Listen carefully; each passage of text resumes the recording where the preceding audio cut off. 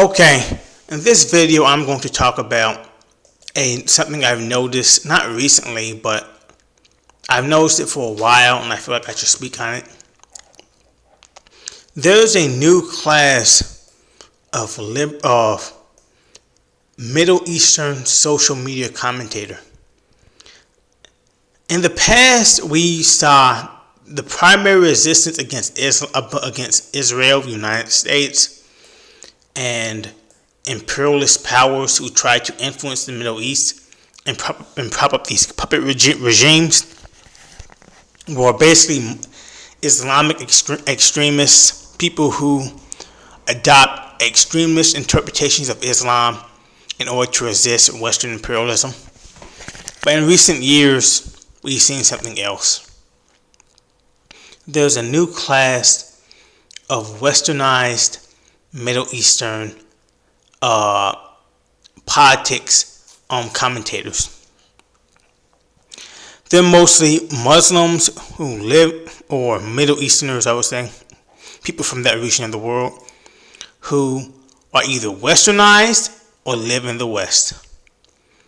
I don't think it would be proper to describe them as Muslims because there's nothing Muslim about them.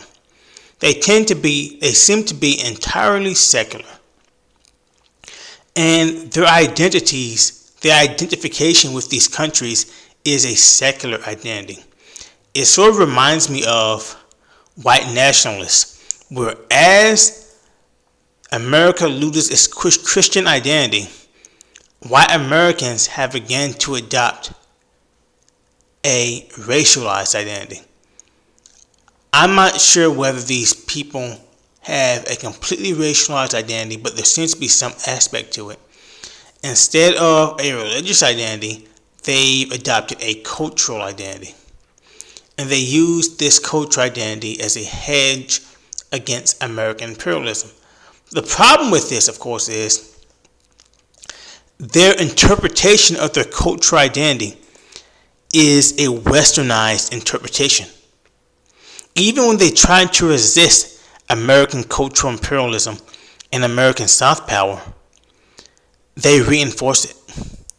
And they are perhaps the most damaging to Muslim countries than the United States and their wars of aggression probably ever were, because they've essentially completely assimilated themselves into the broad consensus that is the neoliberal world order. These are not Muslims of the Muslims of the past, the Muslims we previously knew. They are Arabs, Syrians, Lebanese, Iraqis, whatever, who have sufficiently been assimilated into the neoliberal world order. They are no longer Syrians, Iraqis, Lebanese, etc. They have neoliberal identities. Their identities are almost completely artificial.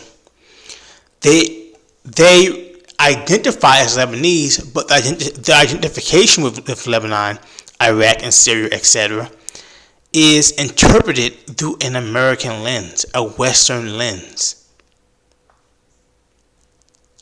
Neoliberalism is so all-encompassing that even when these people try to reject American cultural imperialism, they simply reinforce it. Even though I'm a Westerner, so I mostly agree.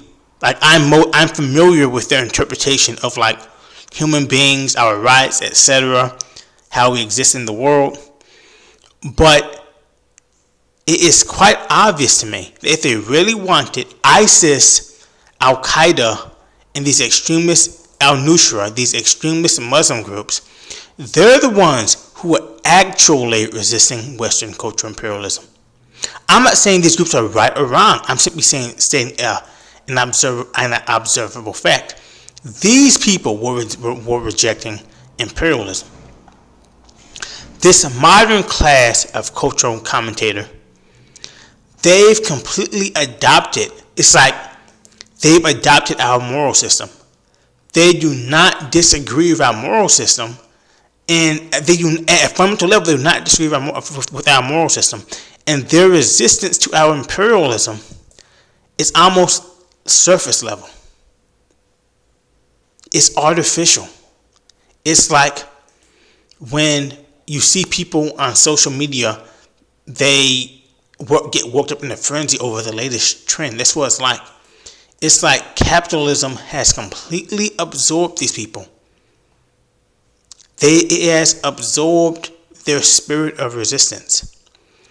This is the reason why I mentioned this in earlier videos. Their resistance against American cultural imperialism will fail.